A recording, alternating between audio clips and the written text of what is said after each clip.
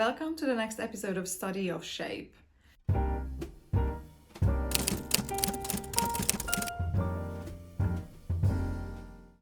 Yes, I changed the title. So last time it was Historical Recreations, which title was actually TBC anyways. And so I decided to just title it Study of Shape because I think that's more suitable. I'm not exactly doing like recreations here. I'm more like I'm studying, exploring these designs, and I'm trying to guess, and I'm also like researching the construction. So I think this is just more suitable. So in the last episode, I asked you guys to vote for the next gown that I'm going to try to unravel here. And the majority of votes were for this ball gown designed by Charles James. So just a couple of words about Charles James, if you happen to not know who he was. So he was a British-American fashion designer.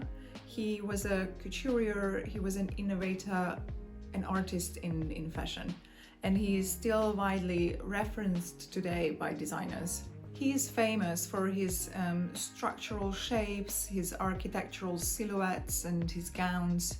So this particular gown was designed in 1951, however, it had a previous version, which was designed in 1948. It was photographed by Cecil Beaton for Vogue. This dress marked a shift in Charles James' design evolution as he started to create these more structural gowns after this one. So this dress is made in ivory silk satin, and it's draped into 4 pillow-like forms, and because of the volume of the fabric, it did not need any structure underneath the skirt part. This dress served also a basis for the very famous Clover dress. Right, I'm not saying it wasn't challenging to do this, so I'm looking forward for you to see the process. And I think we should just get to it. By the way, if you're new here, my name is Henny and this is Studio Henny's. And as usual, I'm going to work on my half-scale dummy.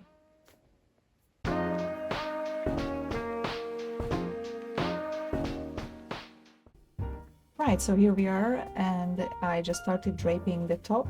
As usual, I just secured it at the center front and I started pinning it at the side seam.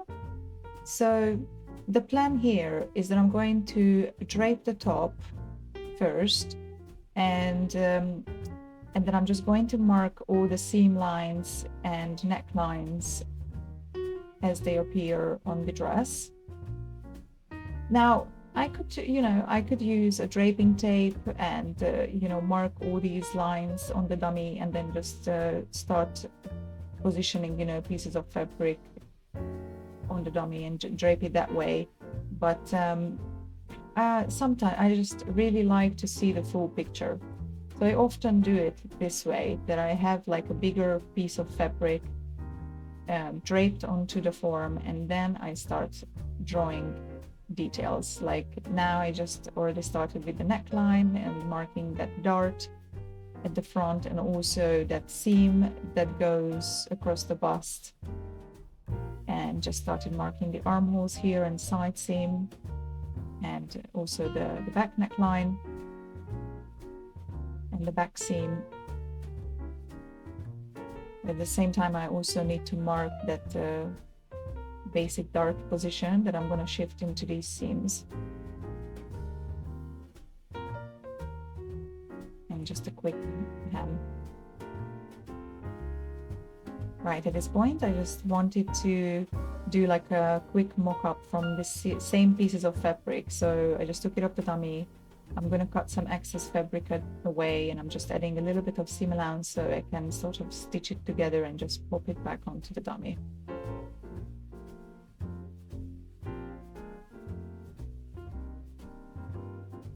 And I'm hand stitching because I love hand stitching, as it seems, but also it's just much quicker.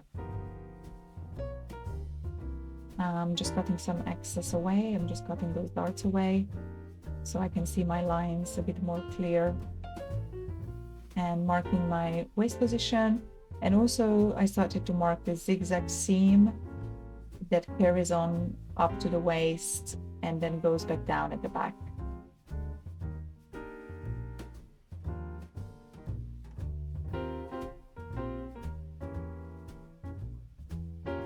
And I also noticed that the bustier part of the dress actually curves away from the body, from the waist.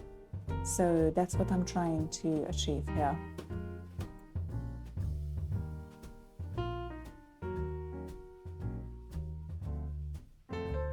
And I'm basically doing some just slashing into the fabric and just piecing extra fabric underneath so I can sort of spread that area and just create that 3D shaping there.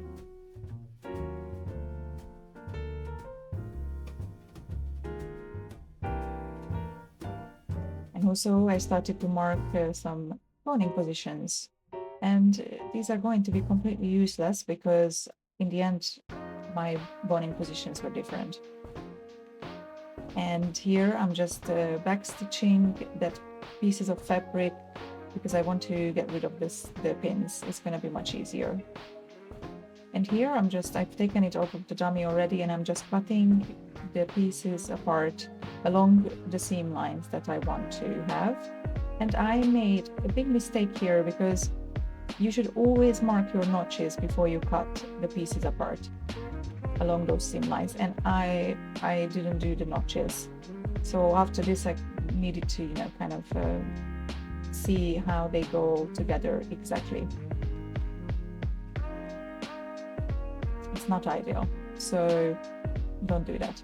As you can see, I'm just marking those missing notches, just hoping for the best. Right, so I'm just transferring everything to the paper. And also just making sure that my lines are clear, so I can cut these out in fabric. And also when you just transfer your fabric drape to the paper button, after that you need to make sure again that all your measurements are right, your seams are matching, you have the notches, make sure you have the notches. And after that I was ready to just cut it and just do the first quick mock-up. And I don't know if you guys can see this great setup that I have here with the thread. I ran out of the small spool of white thread, so I only had this big one, which is obviously suitable for industrial machines. And I saw this hack on TikTok and I thought I'd try it. I mean, it was not horrible, but it's not great. I do not recommend. Maybe I was doing something wrong, but the tension was not great. I mean, it was still fine. I could still stitch the whole thing, but I could see that the seams are not as strong. So if you're stitching something for real, maybe don't do it. So at this point I got the first little toile, and it was already looking quite alright, but it needed some alteration. Like I wanted to have the waist look a bit more cinched, and this shaping from the waist, it needed more curve at the side seams. So that's what I'm marking now. And what I'm just going to do, I'm just going to say how much I need to add there. And also I decided to change the grain line to be on the bias there, because I think it's gonna curve nicer. And then after this, I'm just transferring these little changes to the pattern. And then I'm just gonna replace those side panels. So we have the little top now. I attached some boning inside just to help with this 3D shaping here, because it's coming away from the body. So I do have a boning running here in this curved area. I have the boning here and on the side and at the back. And then now I'm just going to work on the little drape that's coming here towards the strap. And then after that I'm going to start working on the skirt. So wish me luck. So as I mentioned just a moment ago, I started draping the bust drape. It's actually not so complicated. It's not a complicated drape. It's just a few irregular knife pleats going into this strap from the bust point. And so I'm only draping this upper part, and I'm going to secure it onto the underlayer. And then I'm going to create the full pattern after that. And obviously I'm going to show you how this is done. But for now, I'm just trying to get the right pleats and the right angles, and just cutting some excess fabric away as usual. And also just drawing in that front dart position. I'm going to create that dart a little bit later. Guys, just a quick moment. I just wanted to tell you thanks for watching, and if you got this far, I would appreciate if you subscribed, shared, liked, or commented. It would help me tremendously to grow this channel. And also, since we are covering Charles James, I wanted to introduce you to this book, Charles James, The Couture Secrets of Shape. This book is full of information about his approach to design and garment construction. And also his philosophy and his tools for his signature cut. It's also a valuable technical manual. It does not cover his biggest gowns, but it delves deeply into the specifics of James' garment design and his thinking and the construction, and includes a lot of archival photographs. It also gives insights into his life at the Chelsea Hotel. The book includes draping demonstrations, his draping methods, and some patterns as well, such as the hip extender set and a set for the shoulder shell, and also a sleeve, all of which was used by Charles James. So I will leave a link in the description if you want to check it out.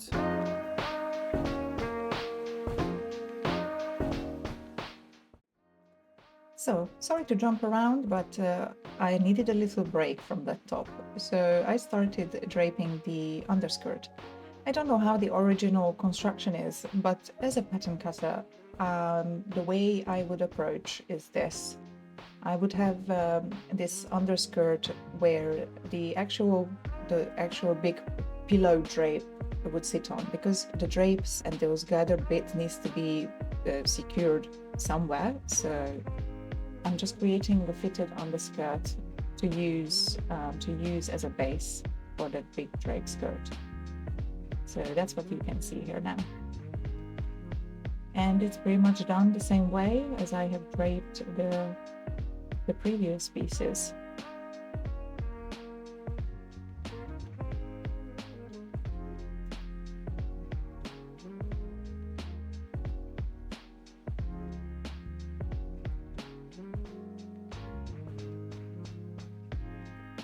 And then I moved on to draping the big skirt part. And so when I looked at the picture, I just thought this is probably coming from a circle skirt, like 4 circle skirts, because we have the 4 sections, right? So here I'm just trying to figure out the volume, also taking some measurements of the seam that is going to get attached to. So I just created a quick circle from calico, and that's what I'm going to start draping with, and see if my theory is correct. So I'm just gonna quickly attach it, secure it to the top, and start to play around. And don't worry, you're gonna see a lot more than that soon. Here I'm just trying to get a hang of things. And again, I just decided to stitch that piece to the top by hand so I can get rid of the pins. Yeah, I don't like the pins so much, especially when it's a work like this. It's better to quickly secure it with a stitch because it hangs differently as well. So I just started to create this little pillow by just, pinching a big chunk of the fabric and just start to create like pleats in a circle and just securing it to the underskirt. In the end, this is going to be gathered, but for now I just started to, pleat the fabric and just trying to figure out the shape and what's the amount of fabric that I need in certain sections, etc.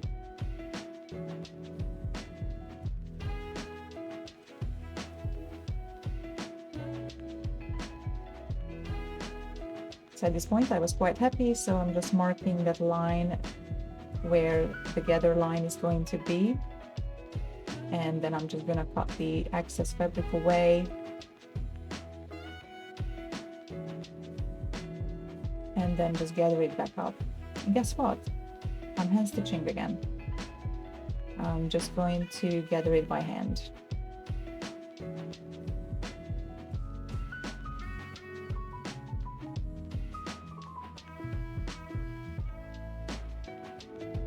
And then just put it back where it should be and just securing it with some pins. There's going to be like a seam on the inside of this circular pillow shape. I'm not sure what to call it, sorry. And I know it's short now. I'm gonna add some length. Right now I just leveled it to the same length everywhere. So on the pattern I can add 32 centimeters, as you can see. I hope you guys are fine with the camera angles. It was a little bit hard to record because of just the nature of the design, but I was trying my best.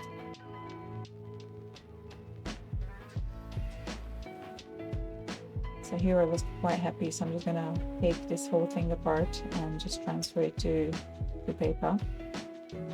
Just also marking some seam lines, that zigzag seam that this is going to get attached to, quite roughly. But then later I'm just going to check those seams against my actual pattern piece. And here we are, just tracing that piece. And also just adding the length that I mentioned before and adding a little bit more volume. I could feel that it needs a bit more volume. And again, I'm just doing this by intuition, really.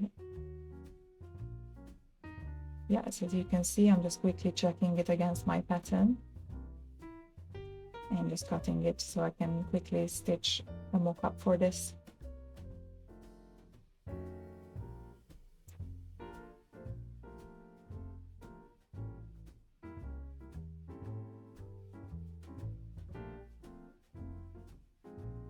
Right, so now that I had this first mock-up, I could see things a little bit better, and also, you know, just have the whole picture, because I already have the top and then I can see some parts of the skirt. I needed to add a few more pleats into this pillow shaping, and also I needed to add more volume into the skirt. So I just started to mark some slash lines that I'm going to alter later on the paper pattern. So that's what I'm doing here. I'm just marking those slash lines. And then after that, obviously, I just took it apart and then laid it flat on the existing pattern so I can do my alterations and also add the volume via slash and spread towards the hem. And then I just quickly traced it so I have a clean pattern to work with. But the plan is that I'm going to cut all the 4 sections with the same pattern. And then for the back, I'm just going to adjust while I'm stitching. Right, and this is the final pattern for one section of the skirt.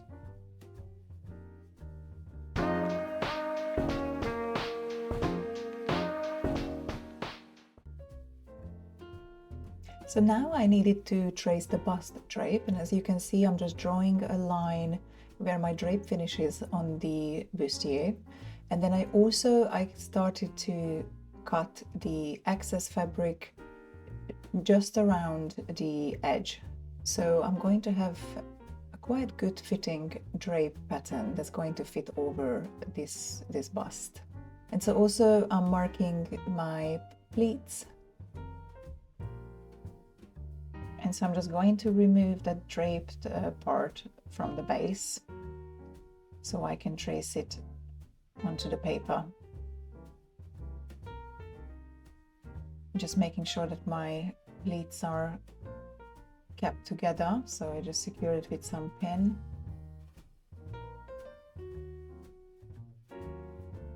And then obviously I'm just going to mark my pleat directions. And here comes that bit where I marked that line. I'm going to mark that line on my pattern piece as well. And then I'm just going to trace that lower part. And I'm going to match it with the drape part. I hope it makes sense. And then that's how it's gonna be fitting on the top.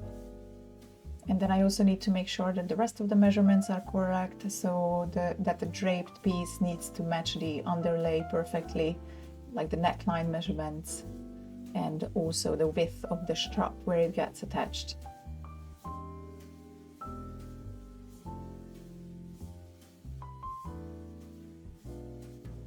So here you can see me puzzling things together. And then also I need to remove a little bit of volume from the pleat so I can actually open a dart at the center front.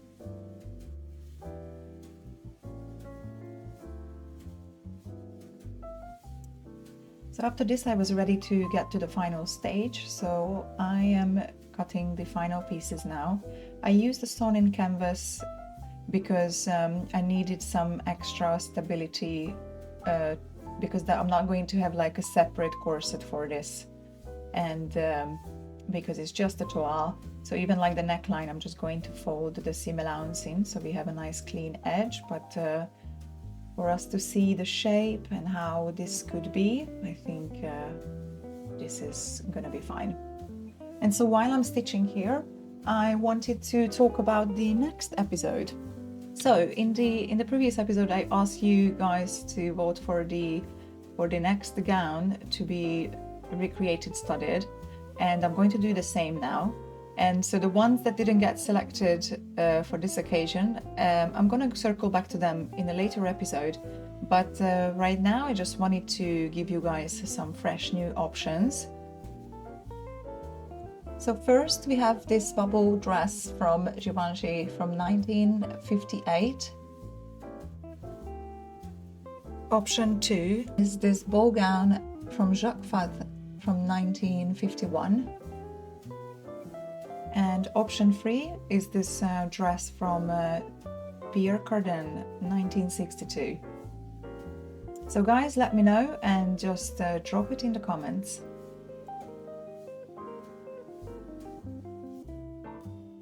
I'm just hand stitching the skirt sections, actually only this first section, because I still just wanted to see if it needed any change. And then after that, I mean, I did adjust the length, but after this I just cut all the other panels and I started to attach it to the top.